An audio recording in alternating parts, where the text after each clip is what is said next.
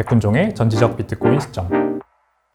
네, 여러분 안녕하세요. 전지적 비트코인 시점 10분만 비트코인 시간입니다. 오늘 촬영 일자 기준 6월 24일 월요일이고요. 촬영장으로 오는 길에 가격을 한번 확인해 봤더니 63,000불대에 있더라고요. 가격 하락세가 잘 진정이 되지 않는 것 같습니다. 지난 3월부터죠. 지난 3월부터 비트코인 가격이 73,000불을 신고점으로 형성한 이후에 계속해서 하락해 오고 있는데 도대체 언제까지 이 하락세가 이어질지 저의 견해는 어떤지 그것에 대해서 한번 말씀드려 보겠습니다. 일단 지난주 영상의 베스트 댓글 하나 읽고 넘어갈게요. 여러 가지 질문을 하나의 질문에 섞어서 해주셨는데 두 가지로 정리를 해보겠습니다. 비트코인이 안전자산인가? 일단 금 같은 안전자산이라 해석을 하는 게 맞느냐, 그 다음에 연준이 금리를 내리고 경기가 침체로 들어가는 사인이 나오고 나스닥이 꺾여도 비트코인이 불장으로 갈 수 있겠느냐, 전쟁이 다시 격화되어도 비트코인이 똑같이 안전자산 같은 대접을 받을 수 있겠느냐, 이런 질문입니다. 비트코인이 안전자산의 반열에 올랐느냐? 비트코인은 여러 가지 특성이 같이 손재되어 있는 자산이라는 말을 좀 드리고 싶어요.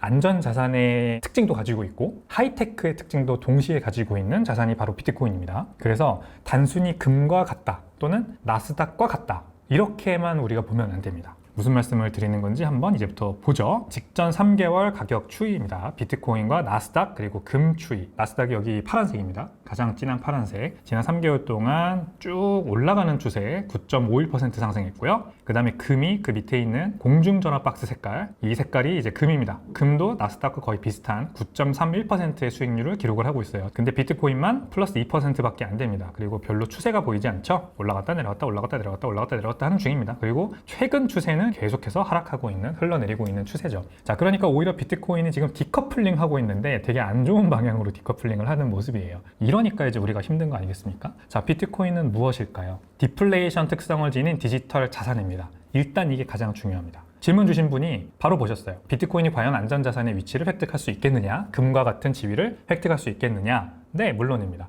왜냐하면 비트코인은 디플레이션 특성을 지닌 최초의 디지털 자산이죠. 근데 그것만 있는 게 아닙니다. 우리가 지금까지 인류 역사에 한 번도 존재하지 않았던 새로운 신기술이라는 게 이 비트코인이 또 가지고 있는 되게 독특한 특성이에요. 그렇기 때문에 금과도 커플링을 할 때가 있고 나스닥과도 커플링을 할 때가 있고 어떨 때는 이 둘과 전혀 상관성을 보이지 않을 때도 있고 그런 겁니다. 그래서 그 당시의 매크로 상황과 비트코인과 나스닥, 그 다음에 금, 이 세 개를 같이 놓고 그 현황을 점검하는 게 중요합니다. 근데 일단 비트코인이 안전자산이다, 디플레이셔너리한 자산이다라는 이유는 뭐냐면 바로 비트코인이 태어난 이유 때문이에요. 비트코인이 무엇 때문에 태어났느냐? 바로 이것 때문이죠. 중앙은행의 자산 규모. 2007년부터 계속해서 상승하죠. 빨간색이 연준, 미 연준입니다. 파란색이 유럽, ECB, 그 다음에 일본은행, 노란색이 중국은행입니다. 4대 선진국 중앙은행의 대차대조표 규모, 자산 규모가 계속해서 증가하고 있어요. 미국 같은 경우에는 2022년에 이렇게 9조 달러까지 자산 규모가 올라갔다가 양적 축소 조금 한다고 해서 7.5조까지 내려왔다가 지금 다시 올라가는 추세입니다. 그래프가 끊겨서 그렇지 꺾이긴 했습니다. 여기서 한번. 근데 다시 올라가는 추세예요. 그러니까 이렇게 돈의 양이 늘어날 때 무슨 문제가 발생하나요, 여러분? 인플레이션이 발생하고 그냥 우리 물가 상승 이런 걸 말하는 게 아닙니다. 에셋 인플레이션이 일어난다. 에셋 인플레이션이 일어난다는 게 중요한 겁니다. 그러니까 S&P 500을 우리가 비트코인 가격으로 한번 볼게요. S&P 500이 여기 파란 선으로 보면, 초록색 선으로 보면 2011년부터 2024년까지 쭉 상승해 오고 있죠. S&P 500 지수는 추세적으로 지난 13년, 14년 동안 계속해서 상승해 왔습니다. 근데 그 똑같은 지수를 비트코인 기준으로 보면 하락하고 있는 게 보이죠? 이 오렌지색 선으로 보면은 이제 비트코인 기준 S&P 500 지수가 내려가고 있는 게 보입니다. 자, 2011년 8월 15일 100비트코인을 지불해야 S&P 500 한 주를 살 수 있었는데 2024년 6월 17일에는 0.0857 비트코인만 주면 됩니다. S&P 500으로 보면은 조금 와닿지 않을 수 있을 것 같아 제가 하나 더 가져왔어요. 자, 미국의 중위 집 한 채 가격, 미디안 뉴 하우스, 새 집인데 가격이 이렇게 천차만별일 거 아니에요? 딱 중간에 있는 집 가격. 2011년에는 21만 7천 달러였습니다. 21만 7천 불에서 2011년에 시작했는데 쭉 올라서 2배 거의 넘게 올라가지고 지금은 40만 불에서 50만 불 요 사이에 있습니다. 중위 집값. 근데 비트코인 기준으로 보면요, 원래 2011년에는 26,399 26,400 비트코인 가까운 비트코인을 지불했어야 하는데 지금은 6.81 비트코인만 내면 됩니다. 이게 바로 에셋 인플레이션입니다. 자산 인플레. 중앙은행의 자산 규모가 늘어날수록 에셋 인플레이션은 계속해서 추세적으로 늘어날 수밖에 없습니다. 우리가 가지고 있는 자산의 가격은 돈의 양이 많이 풀리면 풀릴수록 올라갈 수밖에 없어요. 그게 바로 우리가 삶이 팍팍해지는 이유 아니겠습니까? 집, 주식, 그다음에 우리가 가지고 있는 여러 가지 자산의 가격이 그냥 가만히 있어도 계속해서 오르니까 우리의 돈의 가치, 구매력은 계속해서 내려가는 상황. 근데 그거를 비트코인을 가지고 있음으로써 굉장히 크게 해지할 수 있는, 이렇게 X를 완전히 크로스하는 X를 그려버리는 그 모습을 우리가 볼 수가 있는 거예요. 그리고 두 번째 특성이 있다 그랬죠. 인류 역사상 우리가 한 번도 가지지 못했던 굉장히 새로운 종류의 자산, 어떤 신기술이다 라는 거죠. 신기술은요, 시장에 관심을 받을 때가 있고 아닐 때가 있습니다. 시장에 관심을 받을 때는 대표적으로 어떨 때인가요? 시중의 유동성이 클 때라고 볼 수가 있어요. S&P 500 지수 안에 들어가 있는 미국의 대표적인 기업들의 주가를 보면요, 4대 중앙은행들이 가지고 있는 전체 자산의 규모가 늘어날수록 이 S&P 500 지수도 같이 올라가는, 같이 상승하는 경향이 있습니다. 굉장히 커플링이 심하죠. 이렇게만 봐도. 주가라는 거는 에셋 인플레이션에 의해서 부양되는 측면이 굉장히 크다는 거예요. 물론 그 안에서 굉장히 선별적으로 더 많은 밸류에이션을 받고 올라가는 주식들이 있죠. 모든 것들이 다 그냥 돈이 풀린다고 올라간다고 할 수는 없습니다. 하지만 500개의 기업들을 인덱스로 만든 이 지수를 우리가 보면 굉장히 이 대차대조표 규모와 커플링을 하는 거를 우리가 확인할 수 있다. 이거를 우리가 알 수 있는 거예요. 자, 그런데 비트코인은 무엇이냐? 제가 신기술이라고 말씀드렸죠. 그러니까 S&P 500에 있는 그 많은 주식들 또는 나스닥 지수에 들어가 있으면 이제 더 아무래도 우리가 IT, 기술주라고 보니까 뭔가 인류의 삶을 보편적으로 개선할 수 있을 것만 같은 신기술을 가진 그 기업들의 주가는 아무래도 유동성이 많이 풀릴 때 많이 올라요. 그래야 이제 미래에 있는 밸류에이션을 더 빨리, 더 강하게 당겨올 수 있으니까. 이 차트를 보시면 까만색 선이 나스닥 지수입니다. 2020년부터 이렇게 올라가죠. 빨간색 선이 비트코인입니다. 나스닥 지수가 먼저 올라요. 그럴 때는 근데 비트코인 가격이 크게 못 오릅니다. 그러다가 어떤 특정 임계점이 지나면 여기입니다. 2021년 1월이죠. 아니면 2020년 12월. 이때가 유동성 장세의 정점이었습니다. 코로나 팬데믹 터지고 연준이 본격적으로 양적 완화를 퍼부을 때, 그럴 때 비트코인 가격이 나스닥의 상승세를 역전하고 완전히 그냥 독보적으로 오르기 시작합니다. 이땐 나스닥은 오히려 지지부진하죠. 노란색 화살표로 가리켜놨는데 이렇게 신고점을 형성을 합니다. 비트코인 혼자. 나스닥도 물론 계속 오르긴 합니다만 비트코인이 더 급격하게 빠르게 오른다는 거예요. 근데 먼저 오르죠, 나스닥이. 나스닥이 비트코인을 끌고 갑니다. 이렇게 끌고 가는 중이에요. 지금 24년 지금 6월 달인데 나스닥 지수는 계속해서 신고점 형성하면서 올라가고 있지 않습니까? 근데 비트코인은 못 따라갑니다. 내리다가 올라가다 내려가다 올라가다 합니다. 근데 어떤 특정 임계점이 지나면, 그 임계점 뭐냐? 21년 1월 같이 유동성이 다시 급격하게 풀리는 전조, 확실하게 그 전조가 보일 때 비트코인이 다시 뚫고 올라갑니다. 이게 바로 비트코인이 한 번도 인류가 가지지 못했던 신기술이기 때문에 가지는 특성이에요. 디지털 자산, 안전자산, 이런 특성도 가지고 있고 신기한 미래 가치를 굉장히 많이 반영해야만 하는 그런 특성을 가진 신기술, 두 가지 특성을 동시에 가지고 있는 비트코인이기 때문에 굉장히 다차원적으로 해석을 해야 된다. 비트코인의 정의를. 지정학적인 위기나 아니면 경제 위기에 따라서 안전자산으로 평가받느냐 아니면 나스닥을 따라가는 기술주냐, 요렇게만 우리가 그냥 딱 이분법적으로 해석할 게 아니라 두 가지 특성을 모두 가지고 있다. 그리고 지금은 유동성 장세가 조금 있으면 시작될 것 같은 상황이기 때문에 비트코인이 나스닥과 동조하는, 나스닥과의 동조 지수도 50%가 최근에 넘었죠. 그 모습을 다시 보이는 중이다. 이렇게 해석하시면 되겠습니다.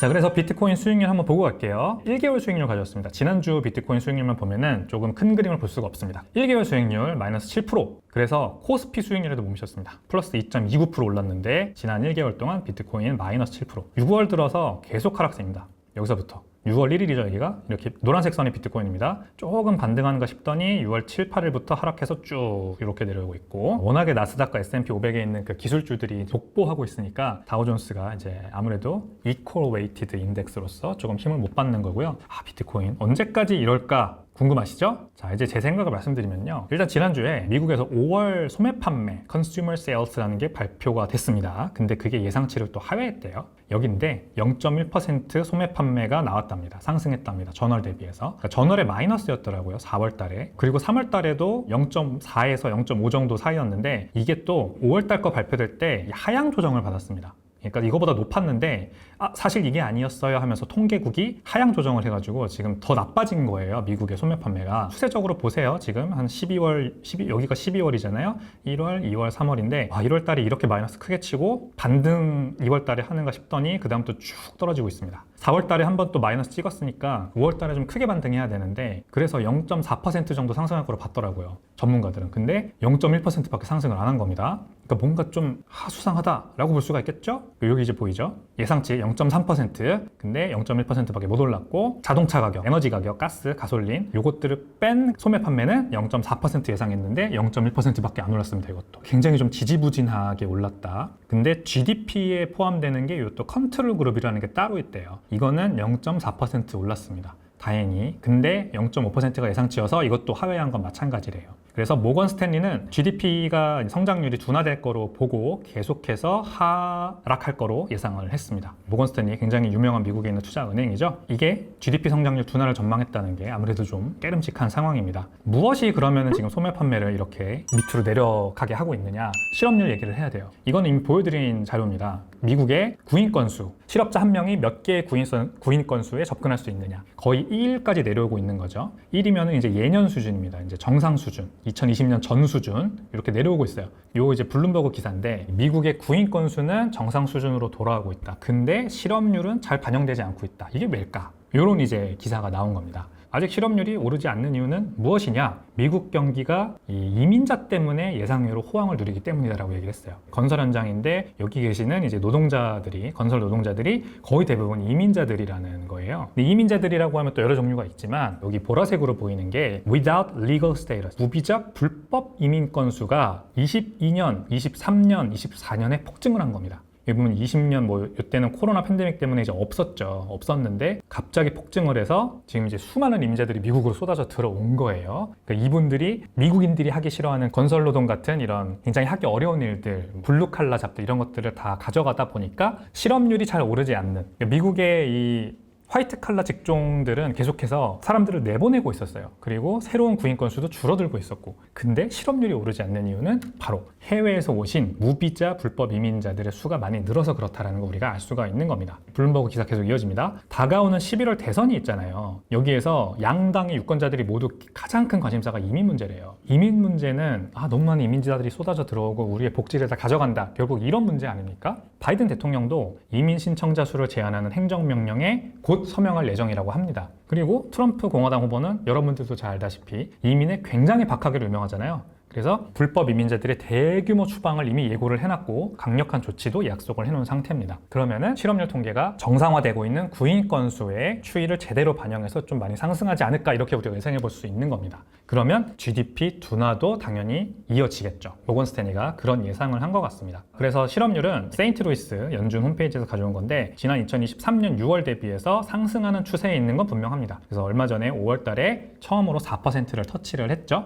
이게 계속 지속될까 지켜보는 게 중요할 것 같습니다. 만약에 마일드하게 실업률이 오르고 그 정도 수준으로 실업률이 오르고 그 다음에 미국 경기가 하강하면 이거는 유동성 장세로 이어지는 지름길이에요. 그래서 비트코인에는 분명히 좋을 겁니다. 근데 만약에 연준이나 아니면 다른 경제 전문가들이 예상하지 못한 굉장히 센 리세션이 온다. 실업률이 갑자기 급증하고 미국의 GDP 성장률이 곤두박질치고 마이너스 성장을 한다. 막 이런 예상치 못한 상황이 발생하면 이건 또 혼돈의 카오스거든요. 그러면 여기서부터 또 이제 비트코인이 어떤 역할을 할지 우리가 또 지켜봐야 됩니다. 제가 처음에 말씀드렸던 안전자산의 성격으로 다시 호재가 될 수도 있고 거의 확실합니다. 당분간은 나스닥과 같이 축 빠지는 그런 상황을 우리가 맞이할 수도 있습니다. 자, 그래서 10년물 국채금리 보면요, 뚜렷한 하락세예요. 지난 한 달 미국채 10년물 금리 추세적으로 하락하고 있고 6월 들어서 10일, 12일, 14일 지나면서 계속해서 바닥에 이렇게 기고 있습니다. 그러니까 기준금리 인하 가능성에 무게를 두고 있다. 이거 제가 굉장히 자주 보여드리는 정보죠. 비트코인 그 ETF는 이렇습니다. 지금 6월달 이후로 유입세가 꺾여가지고 계속해서 순유출이 발생하고 있습니다. 총 17,184비트코인, 약 11.3억 달러 규모의 비트코인이 6월 7일 이후로, 여기입니다. 6월 7일 이후로 꺾여서 순유출되고 있어서 이렇게 전체 비트코인 ETF가 보유한 비트코인 보유량이 줄어들고 있는 중입니다. 제가 지난주 영상에서 이걸 보여드렸어요. 비트코인 가격 차트 가져와서 6월달 들어서 하락하다가 이제 좀 지지선이 형성되는 것 같다. 6월 14일부터. 제가 그래서 지난주 영상 17일까지 가격만 딱 보여드리면서 이렇게 빨간색 지지선이 형성됐으니까 이렇게 계속 지지선 터치하면서 올라가지 않을까? 왜냐면 국채금리랑 반대로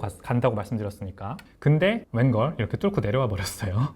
이제부터 그럼 어떻게 될지를 말씀드려 볼게요. 이게 무슨 상황이냐면 상승장의 비트코인 가격이 계속해서 갈지 아니면 꺾일지 이거를 예상할 수 있는 하나의 좋은 수단 중에 하나가 바로 이 단기 투자자의 실현 가격을 보는 겁니다. 단기 투자들의 매수 평단가로 보면 됩니다. 내가 이 가격의 비트코인에 진입했어. 이게 이 분홍색 선이에요. 그리고 까만색 선이 비트코인 가격입니다. 그럼 무슨 말을 하고 싶은 거냐? 여기부터 볼게요. 2017년, 18년 이렇게 올라가는 상승장에서 비트코인 가격이 분홍색 선 위에 있죠. 한 번씩 분홍색 선을 터치하고 바로 반등합니다. 여기서도 터치하고 바로 반등하죠. 터치하고 바로 반등합니다. 이게 이제 상승장에서 흔히 보이는 모습이에요. 왜 그러냐면 단기 투자자들은 자기가 비트코인을 산 가격이 있잖아요. 근데 그게 지금 비트코인 가격하고 가까울 거 아닙니까? 단기 투자자들이니까. 얼마 전에 샀을 거 아니에요. 내가 산 가격보다 비트코인 가격이 떨어지면 마이너스 수익률을 못 견디고 더 사서 물타기를 해서 플러스 수익률로 전환시키는 거죠. 그런 행동들이 이제 계속해서 이어집니다. 상승장에서는. 그래서 이렇게 분홍색 선 터치하고 바로 오는 모습 보이다가 하락장에서는 어떤가요, 여러분? 반대죠. 까만색 선이 항상 분홍색 선 밑에 있습니다.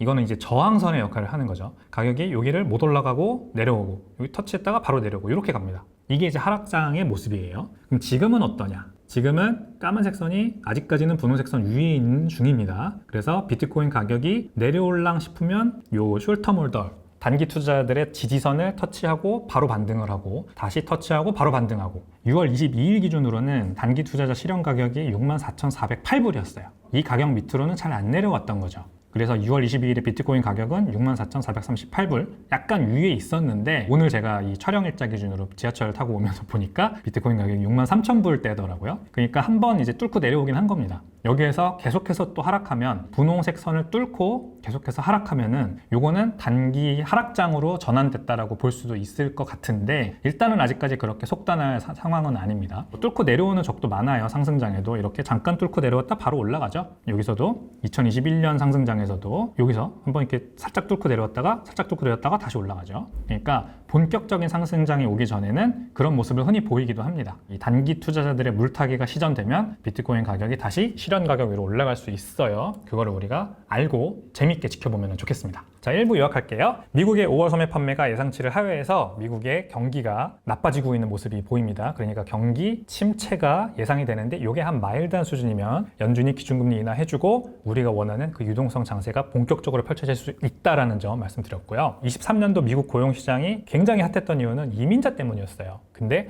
다가오는 대선 때문에 이민자 정책이 강화될 예정입니다. 그러니까 실업률이 예상보다 높아질 가능성이 있다. 이거 우리가 기억해야 되고요. 그 다음에 비트코인 가격이 지지선을 뚫고 내려와서 계속해서 64,000, 63,000 떨어지고 있지만 아직까지 단기 투자자들의 실현 가격의 위에 있습니다.